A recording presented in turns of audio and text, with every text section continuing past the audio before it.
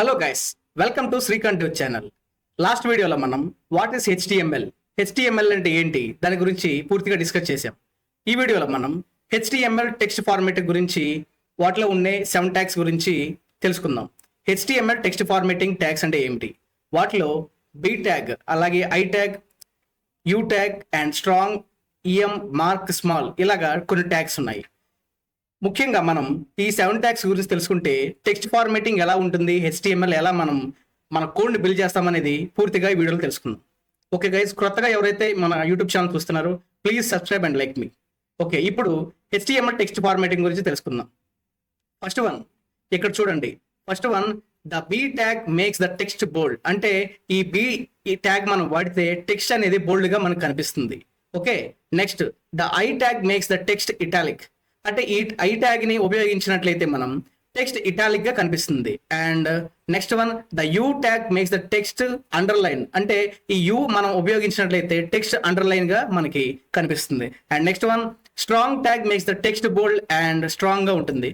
ఈ strong tag అనేది మనకి ఇప్పుడు మనకు కనిపిస్తున్న టెక్స్ట్ కొంచెం బోల్డ్ గా ఉంటే, కొంచెం లైట్ ఇటాలిక్ లో ఏదన్నా నార్మల్ వేలో ఉంటే ఇది స్ట్రాంగ్ గా, ఇలా చూడండి ఇక్కడ టెక్స్ట్ బోల్డ్ అని కనిపిస్తుంది, ఇక్కడ స్ట్రాంగ్ గా కనిపిస్తుంది. And next one, the EM tag makes the text italic and adds emphasis. ఈ ఎంఫాసిస్ ట్యాగ్ అనేది text italic and emphasis tag లా మనకు ఉపయోగపడుతుంది. అండ్ ఆ కోడ్ ఎలా రాయాలి ఏంటనేది మీకు క్లారిటీగా ఎక్స్ప్లెయిన్ ఇస్తాను. And sixth one, the mark tag highlights the text like A marker. అంటే ఈ మార్క్ ట్యాగ్ ఉపయోగించినట్లయితే ఆ టెక్స్ట్ లో వెనుకున్నటువంటి బ్యాక్గ్రౌండ్ కలర్ ఎల్లోలో మనకు కనిపిస్తుంది, ఎల్లోగా మనకు కనిపిస్తుంది. దాన్ని నేను చూపిస్తాను. And last one, the small tag makes the text smaller. ఈ యొక్క స్మాల్ ట్యాగ్ మనం ఉపయోగించినట్లయితే టెక్స్ట్ అనేది చాలా స్మాల్ గా మనకి కనిపిస్తుంది. ఓకే గైస్, ఈ 7 ట్యాగ్స్ మనం ఎలా కోడ్ రాయాలనేది 1 by 1 డిస్కస్ చేస్తాం. ఓకే, ఇప్పుడు మన లాస్ట్ వీడియోలో చెప్పినట్లుగా మన యొక్క ల్యాప్టాప్ లో సాఫ్ట్వేర్ విఎస్ కోడ్ ఇన్స్టాల్ చేసి ఉన్నాం. ఆ విఎస్ కోడ్ లో మనం ఇలా పేజీ ఇలా ఉంటుందని చెప్పాను, ఫోల్డర్స్ ఇలా ఉంటాయి అండ్ index.html ఇవన్నీ ఉంటాయి. ఓకే, ఇప్పుడు మనం 1 by 1 ఆ ట్యాగ్స్ గురించి, టెక్స్ట్ ఫార్మాట్ గురించి తెలుసుకుందాం. ఆ కోడ్ రాద్దాం.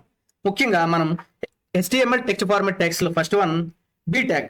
ఫర్ ఎగ్జాంపుల్ నేను ఒక పారాగ్రాఫ్ ట్యాగ్ తీసుకున్నాను,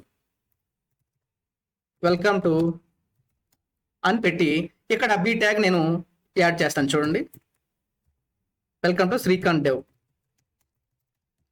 ఓకే, ఇక్కడ వెల్కమ్ టు శ్రీకాంత్ దేవ్ అని ఇచ్చి మధ్యలో నేను ఏం చేశానంటే బి ట్యాగ్ లోపల బి ట్యాగ్ అనేది ఇచ్చాను. ఈ బి ట్యాగ్ చెప్పాను కదా బోల్డ్, ఇది ఇప్పుడు మన అవుట్పుట్ ఎలా చూడాలో చూద్దాం ఒకసారి.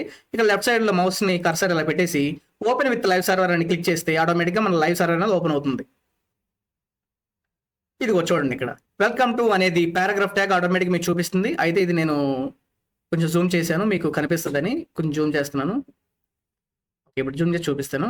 ఇక్కడ వెల్కమ్ టు అనేది పారాగ్రాఫ్ ట్యాగ్ పెట్టాను. మిగతా శ్రీకాంత్ డెవ్ అనేది నేను ఏం పెట్టాను, బి పెట్టాను. ఇక్కడ బి అని పెట్టగానే ఆటోమేటిక్ ఏం జరుగుతుందంటే ఈ బిలో ఉన్న శ్రీకాంత్ డెవ్ అనేది మీకు బోల్డ్ లో కనిపిస్తుంది. బోల్డ్ లో కనిపించినప్పటికీ శ్రీకాంత్ డెవ్ అనేది కొంచెం మీరు హైలైట్ గా కనిపిస్తున్నట్టు ఉంటుంది. అండ్ నెక్స్ట్ వన్, మనం బి ట్యాగ్ అయిపోయింది. నెక్స్ట్ మనం ఐ ట్యాగ్ పెడదాం. ఐ ట్యాగ్ అంటే ఏంటి, ఇటాలిక్ ట్యాగ్ అని అర్థం. ఈ ఇటాలిక్ ట్యాగ్ ఎలా ఉంటుందో చూద్దాం ఒకసారి.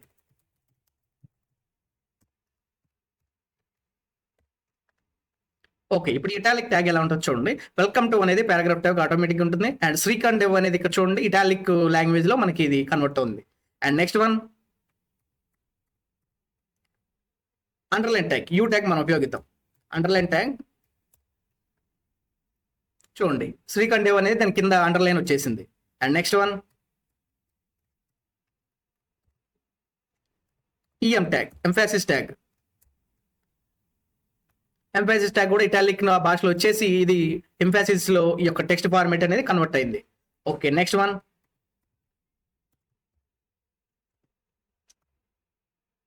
Mark tag. Okay, mark tag అనేది చూడండి, ఇక్కడ mark tag welcome to paragraph అని పెట్టగానే దాని పక్కన శ్రీకాంత్ డెవ్ అని మన మార్క్ ట్యాగ్ ఇక్కడ పెట్టాం. ఈ మార్క్ ట్యాగ్ ఇది. ఇప్పుడు ఈ మార్క్ ట్యాగ్ పెట్టగానే ఆటోమేటిక్ గా ఈ యొక్క బ్యాక్గ్రౌండ్ కలర్ అనేది శ్రీకాంత్ డెవ్ అనే బ్యాక్గ్రౌండ్ కలర్ ఆటోమేటిక్ గా ఎల్లోగా మారిపోయింది. ఎల్లోగా ఎందుకు మారిపోయింది, ఫలానా లేదంటే లైక్ గ్రీన్ కానీ రెడ్ కానీ ఏదన్నా ఒక ఆరెంజ్ కలర్ కానీ తీసుకోవచ్చు కదా, డైరెక్ట్ ఎల్లో ఎందుకు తీసుకుందంటే దీనికి ఒక చిన్న హిస్టరీ ఉంది. ఈ యొక్క మార్క్ ట్యాగ్ గురించి చిన్న హిస్టరీ అనేది చిన్న ఇంట్రడక్షన్ తెలుసుకొని మార్క్ ట్యాగ్ ఎందుకు మన ఎల్లోనే వస్తుంది అనేది తెలుసుకుందాం. ఇక్కడ మన హెచ్టిఎంఎల్ బిల్డ్ చేసింది హిస్టరీ ఆఫ్ ఫాదర్ ఎవరంటే హెచ్టిఎంఎల్కి Tim Berners Lee. Who decided yellow for mark. ఈ యొక్క ఎల్లో మార్క్కి బ్యాక్గ్రౌండ్ కలర్ ఎల్లో ఎవరు డిసైడ్ చేశారంటే Tim Berners Lee is the father of the world wide. He created the first website and later started W3C, which makes the rules for HTML, CSS and the whole web. ఈ యొక్క Tim Berners-Lee గారు HTML build చేశారు, మనందరికీ తెలిసేది. ఇప్పుడు HTML, CSS and the whole web ఈ యొక్క website తయారు చేశారని చెప్తున్నారు. ఇక్కడ and the later started W3C. ఇక్కడ W3C అంటే మనం ఏంటో చూసుకో. W3C అనే ఫౌండర్ యొక్క ఆయన స్థాపించారు. దాంట్లో the mark tag was introduced in HTML5 2009. HTML5 అని 2009లో ఆయన ఇంట్రొడ్యూస్ చేశారు. W3C అంటే వరల్డ్ వైడ్ వెబ్ కాన్సోర్టియం.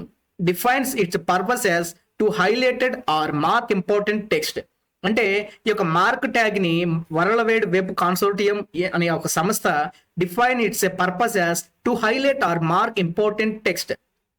మనం ఏదైతే ఒక మార్క్ ట్యాగ్ ఇచ్చామో ఇక్కడ చూపించాను కదా మనకు ఆ కోడ్లో, ఈ మార్క్ ట్యాగ్ ని హైలైట్ చేయడానికి world wide web consortium W3C అనే ఒక సంస్థ define its purpose as to highlight and mark important text.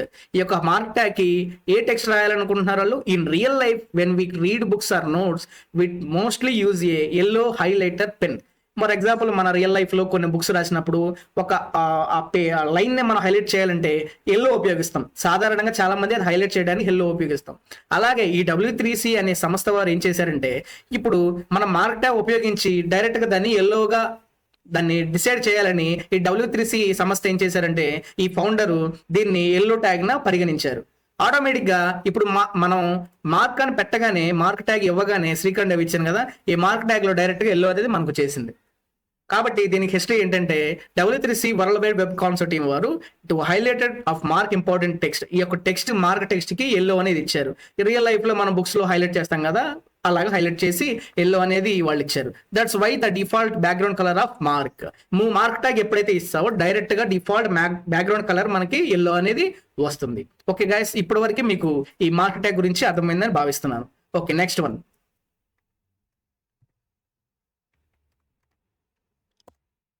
Next small.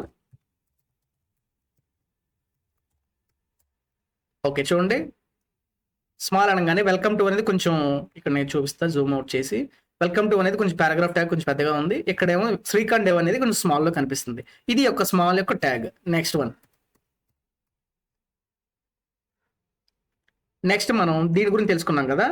ఇప్పుడు వీటిలో మనం ఏం డిస్కస్ చేసాం?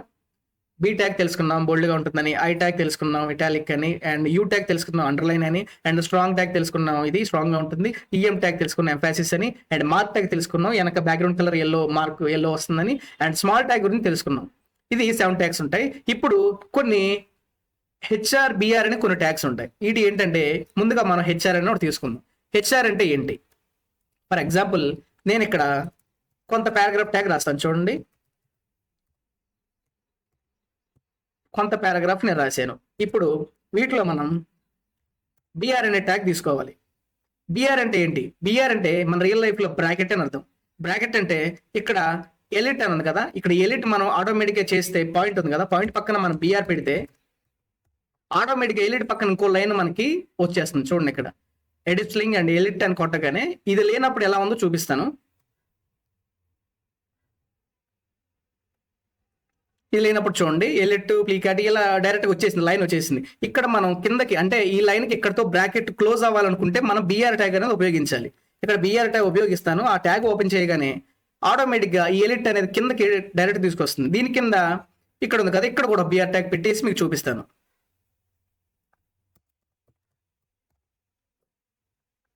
చూడండి ఆటోమేటిక్గా ఇది బిఆర్ ట్యాగ్ అనేది ఇక్కడికి క్లోజ్ అయిపోయింది. ఈ బిఆర్ ట్యాగ్ ఏంటంటే బ్రాకెట్, అంటే ఇంతవరకు మనకి కావాలి, ఇంతవరకు మనకు అవసరం లేదు అనేది ఒక కనిపిస్తుంది మనకి ఇక్కడ. కాబట్టి బిఆర్ ట్యాగ్, బ్రాకెట్ ట్యాగ్ అనేది చాలా మోస్ట్ ఇంపార్టెంట్. మనం కొన్ని కోడ్స్లో ఇంకా ఉపయోగించుకుంటాం. And next one horizontal tag. Horizontal tag అంటే ఏం లేదు, మనకి వెర్టికల్ గాను హారిజంటల్ గాను కొన్ని లైన్స్ ఉంటాయి. ఇప్పుడు హారిజంటల్ అంటే ఇట్లా లైన్, ఈ వాల్ పుటర్స్ ఈ లైన్స్ ఉన్నాయి పారాగ్రాఫ్స్ లో, ఇలా లైన్ లో మనకు హారిజంటల్ లైన్ కనిపిస్తుంది. ఆ లైన్ ఎలా వేయాలంటే ఇక్కడ చూపిస్తున్నా చూడండి. ఇక్కడ ఎలిట్ కింద బిఆర్ పక్కన హెచ్ఆర్ అని పెడుతున్నాం చూడండి. హెచ్ఆర్ అంటే హారిజంటల్. హారిజంటల్ పెట్టగానే ఆటోమేటిక్ ఇక్కడ లైన్ వచ్చేసింది చూడండి. ఈ ఎలిట్ కింద ఆటోమేటిక్ లైన్ వచ్చేసింది. దీని కింద ఇప్పుడు పోసిమాస్ అని ఉంది కదా, దీని కింద కూడా మనం ఒక హారిజంటల్ లైన్ పెట్టుకోవచ్చు. హారిజంటల్ లైన్ పెట్టగానే ఆటోమేటిక్గా హారిజంటల్గా ఇక్కడ లైన్ అనేది డిస్ప్లే అయింది. ఓకే గైస్, ఇప్పటివరకు మీరు తెలుసుకున్న ట్యాగ్స్ గురించి ఏంటంటే HTML టెక్స్ట్ ఫార్మాటింగ్ ట్యాగ్స్ యొక్క 7 తెలుసుకున్నారు. అలాగే అండ్ HRBR ట్యాగ్స్ కూడా మీరు ఈరోజు డిస్కస్ చేసాం. ఇప్పుడు మనం నెక్స్ట్ వీడియోలో HTML టెక్స్ట్ ఫార్మాట్ గురించి అన్ని క్లారిటీగా మీ ఎక్స్ప్లెయిన్ అర్థమైందని భావిస్తున్నాను. నెక్స్ట్ వీడియోలో మనం and tables UL LI tags కొన్ని ఉన్నాయి, వాటి గురించి డిస్కస్ చేసుకుందాం. ఇప్పుడు టెక్స్ట్ ఫార్మాట్ ట్యాగ్స్ ప్రతి ఒక్కరికి అర్థమైందని భావిస్తున్నాను. మరి ఇప్పటి వరకు ఈ యొక్క ట్యాగ్స్ గురించి మరొక వీడియోతో మళ్ళీ ఒక ట్యాగ్స్ గురించి మరలా కలుసుకుందాం. నెక్స్ట్ వీడియోలో మనం మరి ట్యాగ్స్ అంటే ఏంటి, వాటిలో రకరకాల ట్యాగ్స్ చాలా ఉన్నాయి HTML. ముఖ్యంగా టేబుల్ ట్యాగ్స్ ఎలా రాయాలి, UL LI ఎలా రాయాలి, ప్రతిదీ కూడా మీకు ఎక్స్ప్లెయిన్ చేయబోతున్నాను. మరి కొత్తగా ఎవరైతే మన ఛానల్ చూస్తున్నారో ప్లీజ్ సబ్స్క్రైబ్ చేసుకోండి. అండ్ వెబ్ డెవలప్మెంట్ జర్నీలో ప్రతి ఒక్కరు మీ యొక్క జర్నీ స్టార్ట్ చేసి మరి నేను చెప్పిన ప్రతి వీడియోని రోజు రెగ్యులర్గా చూసి మరి మీ యొక్క ల్యాప్టాప్లో ప్రాక్టీస్ చేయవలసిందిగా కోరుతూ మరి నెక్స్ట్ వీడియోతో మరలా కలుద్దాం. Thank you very much.